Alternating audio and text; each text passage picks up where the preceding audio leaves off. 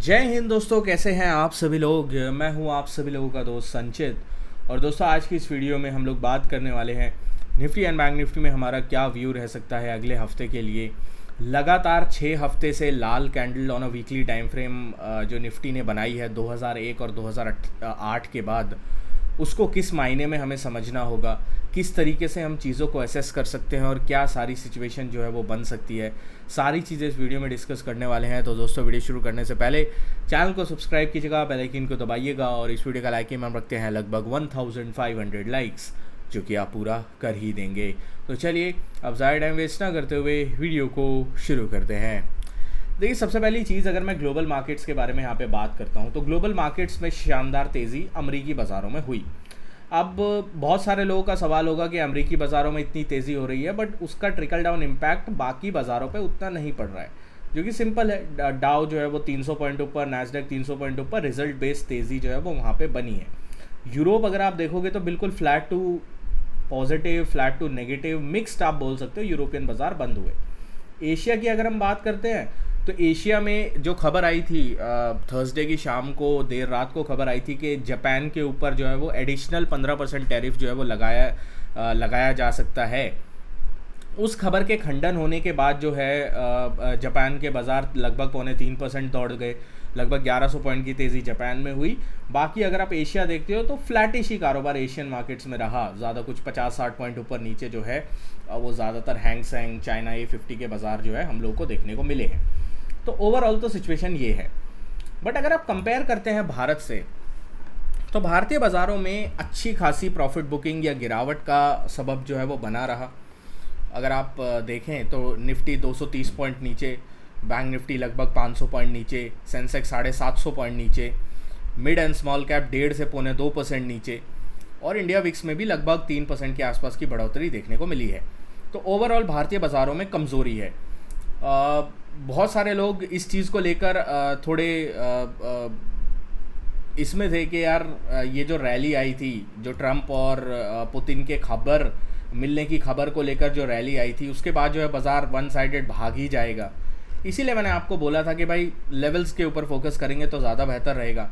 Friday के session में भी टेलीग्राम ग्रुप पे जो लोग ज्वाइन थे उनको मैंने 2 रेंज दी थी, 24,570 590 और 24,470 490। मैंने लिखा था रेंज इधर टूटेगी उधर का सेटअप देखना, कोई भी बायस रखने की ज़रूरत नहीं है।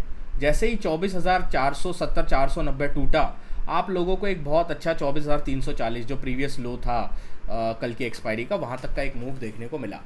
अभी अमेरिका की वजह से गिफ्ट निफ्टी 30-40 पॉइंट ऊपर दिखा रहा है। अब खुलेगा कितना, वो खुलने से पहले ट्रंप की तरफ से क्या बयान आएंगे वो हमें नहीं पता, तो इसलिए हम उस पर ज़्यादा स्पेकुलेट नहीं करेंगे। भारत के गिरने की, भारतीय बाज़ारों के गिरने की वजह भी यही रही कि डोनाल्ड ट्रंप ने जो है कल जो है एक बयान दिया, जहाँ पे उन्होंने ये बोला कि इंडिया के साथ अभी कोई ट्रेड नेगोशिएशन नहीं हो रहे हैं, वो इंडिया के ऊपर डिपेंड करता है कि वो क्या करता है। और इंडिया ने अपना रुख क्लियर कर दिया है कि टैरिफ को लेकर एक चीज़ क्लियर है कि हम लोग जो हैं वो फार्मर्स और जो फार्मर इकनॉमी है, रूरल इकनॉमी है, उसको लेकर जो है कोई भी नेगोशिएशन में ढील नहीं देने वाले हैं। तो ये चीज़ क्लियर जो है वो डेफिनेटली जो है वो हमारी तरफ से डोनाल्ड ट्रंप को बता दी गई है। अब डोनाल्ड ट्रंप को चाहिए कि भाई इंडिया का जो दूध वाला है बिज़नेस है वो खोलो, इंडिया का जो फार्मिंग वाला बिज़नेस है वो खोलो, और इंडिया उसके लिए तैयार नहीं है क्योंकि उससे हमारी जो अपनी इकोनॉमी की स्ट्रेंथ है वो कमज़ोर हो सकती है। तो अभी पूरी सिचुएशन ये है जो मैंने आप लोगों के सामने रखी। अब इसमें निफ्टी का डेटा अगर आप देखो on a daily time frame में जाता हूँ, सारी ड्राइंग्स एक बार के लिए रिमूव कर देते हैं। हम लोगों ने कुछ क्रिटिकल सपोर्ट्स को तोड़ा है, ठीक है। बाज़ार ने अगर आप देखो इस एरिया पे बहुत बार सपोर्ट लिया था, ठीक है।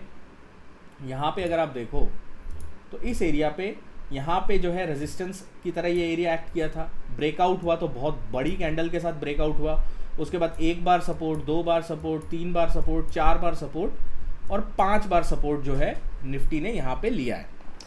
उसके बाद जो है आज कैंडल क्लोज होना on a daily time frame इसके नीचे एक बहुत बड़ा नेगेटिव साइन जो है वो क्रिएट करता है।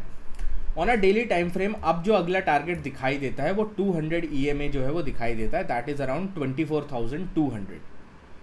बड़ा नेगेटिव अब अगर भारतीय बाज़ारों में आना है वो 24,200 के नीचे ही आएगा। बहुत बड़ा नेगेटिव अगर भारतीय बाज़ारों में आना है तो 24,200 के नीचे ही आएगा।